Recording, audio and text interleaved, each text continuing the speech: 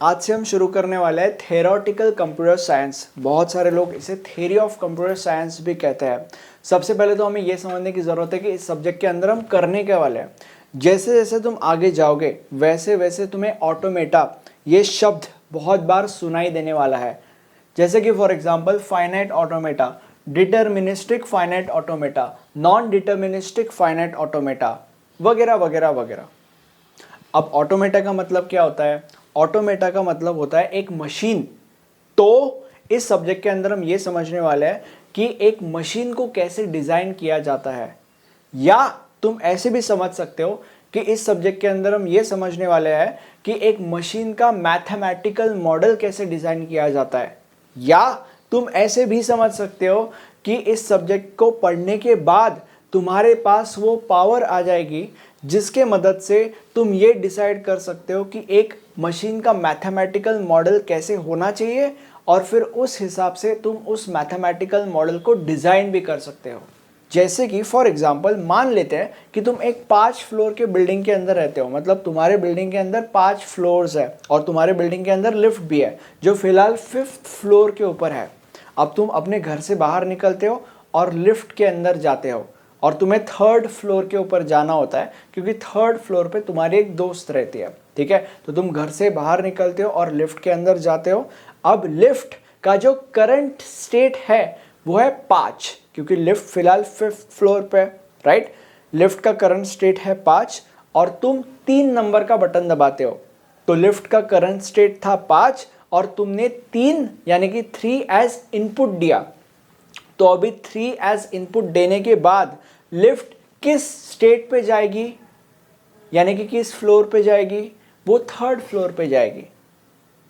ठीक है, तो अभी देने के लिए तो मैंने ये एग्जांपल तुम्हें दे दिया, बट ये जो अंदर मैथमेटिकली चीजें जैसी काम करती है इस लिफ्ट नामक मशीन के अंदर, ये जो मैथमेटिकल चीजें हैं ये किसी ना किसी इंसान ने कुछ ना कुछ पढ़ के ही डिजाइन की होगी, राइट। तो वो जो कुछ ना कुछ है, वो जो कुछ है, वो कुछ ये सब्जेक्ट है। ठीक है, अब अलग अलग प्रकार के मशीन्स होते हैं।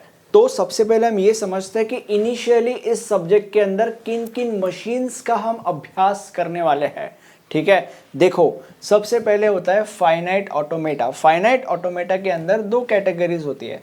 सबसे पहले कैटेगरी है finite automata with final state but no output.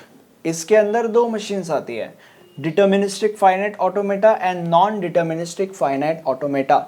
दूसरी कैटेगरी ये है finite automata with output but no final state.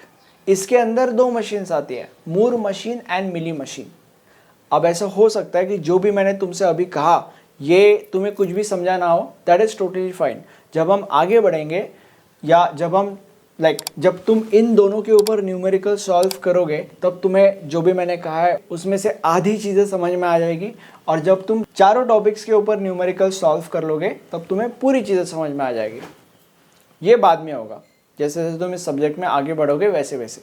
अब तुम्हारे लिए ये सीरीज समझना बहुत ज़्यादा इम्पॉर्टेंट है। और ऐसा क्यों? ऐसा इसीलिए क्योंकि अगर एग्ज़ाम पॉइंट ऑफ व्यू से देखा जाए तो एग्ज़ाम में इन चारों टॉपिक्स के ऊपर सेपरेटली न्यूमेरिकल्स तो आते ही है, बट इनके अलावा कुछ इंपॉर्टेंट क्वेश्चंस आते हैं जिन क्वेश्चंस को हम कहते हैं कन्वर्जन वाले क्वेश्चंस, जिसके अंदर ऐसे क्वेश्चंस हो सकते हैं जैसे कि for example convert regular language to regular expression, convert regular expression to NFA, convert NFA to DFA. This is the most famous one. तो ऐसे क्वेश्चंस हो सकते हैं। अगर तुम्हें ऐसे क्वेश्चन सॉल्व करना है तो उसके लिए ये सीरीज बहुत ज़्यादा इंपॉर्टेंट है। अगर तुम ये सीरीज समझ गए तो मान लो या ये अज्यूम कर लो कि तुम ऐसे क्वेश्चंस को 20% ऐसे ही सॉल्व कर गए। ओके, तो अभी इस सीरीज के अंदर सबसे पहले आता है रेगुलर लैंग्वेज, उसके बाद आता है रेगुलर एक्सप्रेशन। रेगुलर लैंग्वेज को अगर हमने किसी एक्सप्रेशन में कन्वर्ट किया तो उस एक्सप्रेशन को हम कहेंगे रेगुलर एक्सप्रेशन। उसके बाद आता है एनएफए। एनएफए क्या होता है मैंने तुम लोग को पहले बता दिया। उसके बाद आता है डीएफए। डीएफए भी मैंने पहले ही बता दिया था, और भी क्लियरिटी तुम्हें आगे मिलने ही वाली है। ठीक है, और उसके बाद आता है डीएफए मिनिमाइजेशन, मतलब बेसिकली इस डीएफए को हम मिनिमाइज करेंगे। वो एक प्रोसेस होता है, वो तब बता दिया जाएगा जब सही समय आएगा तब। ठीक है, तो अभी क्वेश्चंस कैसे आते हैं convert this to this, convert this to this, convert this to this, convert this to this, ऐसे। तो अगर let's say for example convert regular language to DFA ये क्वेश्चन आया, तो तुम्हें सबसे पहले रेगुलर लैंग्वेज को रेगुलर एक्सप्रेशन में कन्वर्ट करना पड़ेगा, उसके बाद रेगुलर एक्सप्रेशन को एनएफए में कन्वर्ट करना पड़ेगा, और फिर एनएफए को डीएफए में कन्वर्ट करना पड़ेगा। ठीक है, अगर क्वेश्चन आया convert regular expression to DFA, तो तुम्हें रेगुलर एक्सप्रेशन को एनएफए में कन्वर्ट करना पड़ेगा और फिर एनएफए को डीएफए में कन्वर्ट करना पड़ेगा। तो इस सीरीज का महत्व ये है, इस सीरीज को फॉलो करके तुम्हें एक क्वेश्चन को सॉल्व करना है इस तरीके से। अब इन सारी की सारी चीज़ों को पढ़ने के बाद भी और कुछ टॉपिक्स बच जाते हैं, जैसे कि for example Turing machine, grammar, PDA वगैरह वगैरह वगैरह।